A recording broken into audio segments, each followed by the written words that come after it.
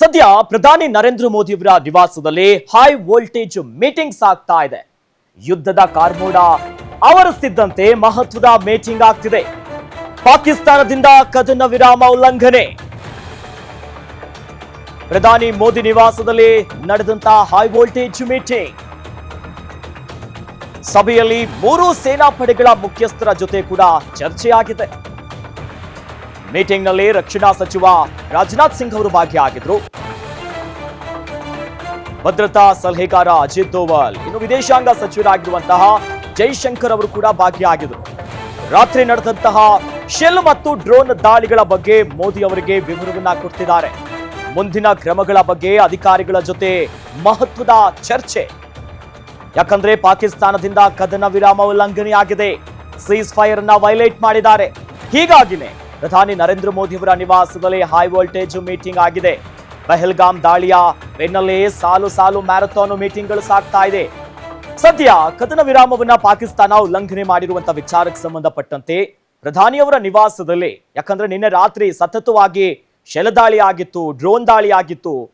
ಹಾಗಾಗಿ ಮುಂದಿನ ಕ್ರಮ ಯಾವ ರೀತಿಯಾಗಿರಬೇಕು, ಯಾವ ಹೆಜ್ಜೆಯನ್ನ ಇಡಬೇಕು, ಏನೆಲ್ಲ ಅಪ್ಡೇಟ್ಸ್ಗಳಿದೆ ಅನ್ನೋ ನಿಟ್ಟಿನಲ್ಲಿ ಪ್ರಧಾನಿ ನರೇಂದ್ರ ಮೋದಿ ಅವರ ಸಮ್ಮುಖದಲ್ಲಿ ರಕ್ಷಣಾ ಸಚಿವರು, ವಿದೇಶಾಂಗ ಸಚಿವರು, ಜೊತೆಯಲ್ಲಿ ನ್ಯಾಷನಲ್ ಸೆಕ್ಯೂರಿಟಿ ಅಡ್ವೈಸರ್ ಆಗಿರುವಂತಹ ಅಜಿತ್ ದೋವಲ್ ಅವರು, ಹಾಗೆ ಮೂರು ಸಶಸ್ತ್ರ ಪಡೆಗಳ ಮುಖ್ಯಸ್ಥರು ಕೂಡ ಈ ಸಭೆಯಲ್ಲಿ ಭಾಗಿಯಾಗಿದ್ದಾರೆ. ಹೀಗಾಗಿ ಎಲ್ಲಾ ರೀತಿಯಾದಂತಹ ಅಪ್ಡೇಟ್ಸ್ ಗಳನ್ನ ತೆಗೆದುಕೊಳ್ತಿದ್ದಾರೆ. ಯಾಕಂದ್ರೆ ಘಟಾನುಘಟಿ ಅಧಿಕಾರಿಗಳು ಮೀಟಿಂಗ್ ನಲ್ಲಿ ಭಾಗಿಯಾಗಿದ್ದಾರೆ.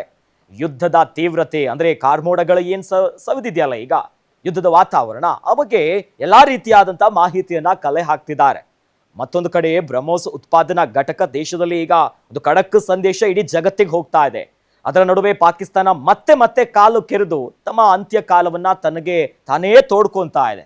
ಇದರ ಬೆನ್ನಲ್ಲೇ ನರೇಂದ್ರ ಮೋದಿಯವರ ನಿವಾಸದಲ್ಲಿ ಮತ್ತೆ ಮಹತ್ವದ ಸಭೆ ಸಾಗ್ತಾ ಇದೆ. ಈ ಮೂಲಕವಾಗಿ ಈ ಸಭೆಯಿಂದ ಯಾವ ನಿರ್ಧಾರ ಕೈಗೊಳ್ತಾರೆ, ಪಾಕಿಸ್ತಾನಕ್ಕೆ ಯಾವ ರೀತಿಯಾದಂಥ ತಿರುಗೇಟ್ ಕೊಡ್ತಾರೆ, ಅಥವಾ ಇಡೀ ಜಗತ್ತೇ ತಿರುಗಿ ನೋಡುವಂತ ಡಿಸಿಷನ್ ಅನ್ನ ಭಾರತ ತೆಗೆದುಕೊಳ್ಳುತ್ತಾ, ಎಲ್ಲರ ಚಿತ್ತ ಪ್ರಧಾನಿ ನರೇಂದ್ರ ಮೋದಿಯವರ ಮೀಟಿಂಗ್ ನತ್ತಾ ಇದೆ. ಯಾಕಂದ್ರೆ ಮತ್ತೆ ಮತ್ತೆ ಗಡಿಯಲ್ಲಿ ಬಿಗುವಿನ ವಾತಾವರಣ ನಿರ್ಮಾಣ ಆಗ್ತಿದೆ.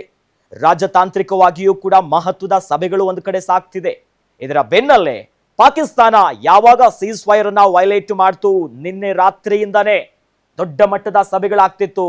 ನಿನ್ನೆ ರಾತ್ರಿ ಅಮಿತ್ ಶಾ ಅವರು ಕೂಡ ಗಡಿ ಭಾಗದ ರಾಜ್ಯಗಳ ಮುಖ್ಯಮಂತ್ರಿಗಳ ಜೊತೆ ಸುಮಾರು ರಾತ್ರಿ 11:30 12 ಗಂಟೆ ಸುಮಾರಿನಲ್ಲಿ ಮೀಟಿಂಗ್ ಮಾಡಿದ್ರು, ಸಭೆಗಳನ್ನ ಮಾಡಿದ್ರು. ಬ್ಯಾಕ್ ಟು ಬ್ಯಾಕ್ ಆಗ್ತಿತ್ತು. ಜೊತೆಯಲ್ಲಿ ವಿದೇಶಾಂಗ ಕಾರ್ಯದರ್ಶಿಯೂ ಕೂಡ ನಿನ್ನೆ ದಿಢೀರಂತ ಸುದ್ದಿಗೋಷ್ಠಿ ಮಾಡಿ ಅಪ್ಡೇಟ್ಸ್ ಗಳನ್ನ ಕೊಟ್ಟಿದ್ರು. ಸದ್ಯ ಮೀಟಿಂಗ್ ನಲ್ಲಿ ಕೇಂದ್ರ ರಕ್ಷಣಾ ಸಚಿವರಿದ್ದಾರೆ, national security adviser Ajit Doval ಅವರು, ಜೊತೆಯಲ್ಲಿ ಮೂರು ಪಡೆಗಳ ಮುಖ್ಯಸ್ಥರು ಕೂಡ ಭಾಗಿಯಾಗಿ ಎಲ್ಲಾ ಮಾಹಿತಿಯನ್ನ ಕೊಡ್ತಿದ್ದಾರೆ.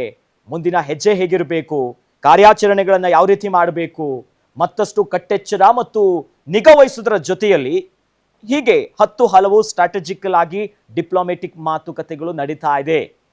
ಈ ಮೂಲಕವಾಗಿ ಪಾಕಿಸ್ತಾನಕ್ಕೆ ಮತ್ತೆ ಪ್ರತ್ಯುತ್ತರವನ್ನ ಭಾರತ ಹೇಗೆ ಕೊಡುತ್ತೆ,